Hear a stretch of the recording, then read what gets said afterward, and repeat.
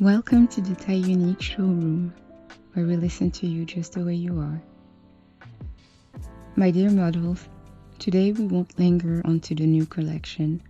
We're going to leave the light of the display window to go up to the attic of the manufacturer. We're going to open those heavy family trunks gathering dust. We're going to take out that infamous Trousseau, prepared for us since birth. Those pre-sewn pieces slipped onto our shoulders before we even know our own measurements.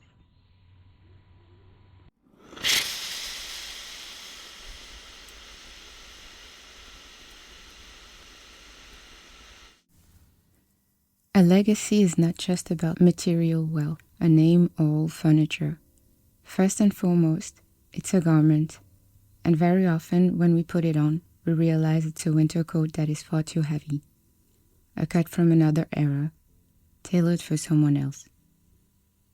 If we examine it closely, we see it is sewn with threads of injunction and lined with a prickly silk of guilt. It's a piece buttoned up to the neck by toxic loyalties. They place it on our back with a smile, assuring us it's a collector's item of priceless value, that it's passed down from mother to daughter, from generation to generation, and that we must be worthy of it. And we, out of respect for the bloodline, out of fear of wrinkling the family fabric, wear it. We suffocate in it. Our arms are constricted. It forces us to hunch our backs because the armholes are too tight. But in our showroom, we learn a fundamental gesture. We learn to turn the garment inside out. We flip it, we flatten it on the cutting table, and we inspect behind the scenes. That is where we discover the hidden flaws of the inheritance. Appalling manufacturing defects that the outside world doesn't see. Thoughts that crush our natural flexibility to force us into a rigid and submissive posture. Hems done in a hurry to hide the unspoken truths that are fraying. Today, my dear models, we grab the seam ripper. It's a small, cold, sharp, and formidably precise tool. Popping a family seam takes time. You have to go stitch by stitch, sometimes risking tearing the fabric a little. But it is our absolute responsibility to remove these toxic threads before they are automatically passed on to the next generation. We have every right to refuse a garment that restricts our movements.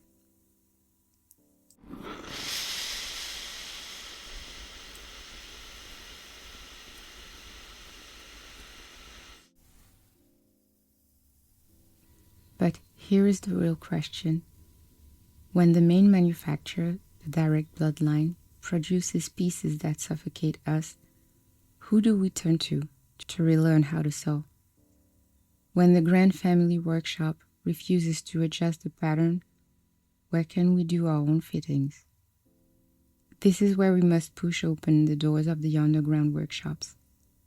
Today we praise these peripheral figures, the slightly marginalized aunt, the silent godmother, the protective older sister, that shadow figure who watches the disaster from the corner of the room and discreetly opens her own sewing box to us. But sometimes, dear models, let's be brutally honest, there is no one. No benevolent aunt, no godmother. The underground workshop is desperately empty. So what do we do when we find ourselves alone with a garment that is suffocating us? We become our own lead seamstress. We learn survival sewing, entirely self-taught. We lock ourselves in at night, grab a blade, and unpick the old coats all alone in the dark, just to understand how the horror was assembled. Since no woman in the bloodline handed us an alternative pattern, we go looking for it elsewhere. We find our tailoring teachers in books, podcasts, in the history of those queens and women who walked before us. We glean scraps of fabric from the outside to build our own armor. And above all, we become the artisan of our own inner child. We sit beside her, take her hands, and promise her that she will never again be forced to wear a fabric that flays her. That is the ultimate level of custom tailoring, becoming the protector and the dressmaker we dreamed of having.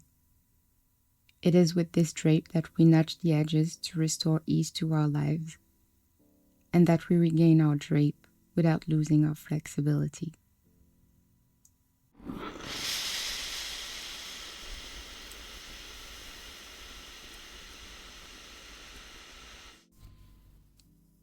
Once we have cut to the quick, recut our own volumes, and found our own vanishing lines, a mission presents itself.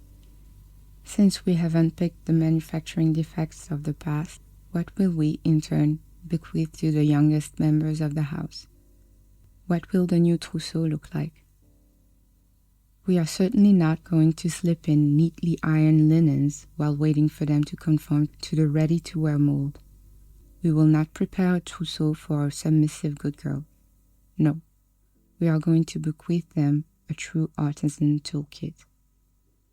In their inner pockets, we will slip tailless scissors, heavy, forged in cold steel, perfectly sharpened, not to make lace, but to cleanly sever the ties that damage them, to cut to the quick at the first signs of wear, so nothing frays. We will give them a measuring tape, flexible but uncompromising on the numbers, so they learn to measure the vital space they need and to impose their own boundaries millimeter by millimeter, without even letting anyone take their measurements for them. And finally, we will pass on our famous thread counter, that little brass monocle. We will teach them to place it on every relationship, on every situation, to examine the fiber of people, to detect lies and synthetics at first glance, and to surround themselves for the rest of their lives only with noble materials. However, possessing good tools is not enough. Once you have this new trousseau in your hands, the greatest strength is never to sew alone again. We will teach them to look for other artisans, to assemble their fabrics with those of other women to build a true sisterhood. Finding your community means building an impenetrable workshop where you protect each other from drafts and toxic loyalties. And this trousseau, forged in rigor and exactness, we will ask them to pass it on in turn. May they slip it into the hands of their own heiresses and the heiresses of their heiresses, so that no more daughters of this bloodline find themselves helpless in the face of manufacturing defects. It is by sewing our own fabrics to one another that our legacy will become indestructible.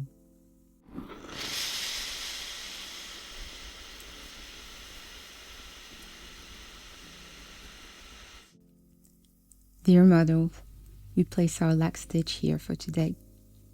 It is time to close the trunks in the attic and go back down into the light of the workshop. If this cut has helped you sort through your own wardrobes, inspect the seams of your past, and prepare your own trousseau, perform an act of creation with us. Support the manufacturer. Subscribe to Taille on your favorite listening platform and leave us a review to help others find this showroom. Share this pattern with someone who desperately needs to lighten their coat today. March, the month that celebrates women's history and rights, just ended. But let's never forget that sisterhood is the most resilient fabric we can weave against the world. The showroom is closing its doors. And remember, if no size fits you, wear your own. See you soon.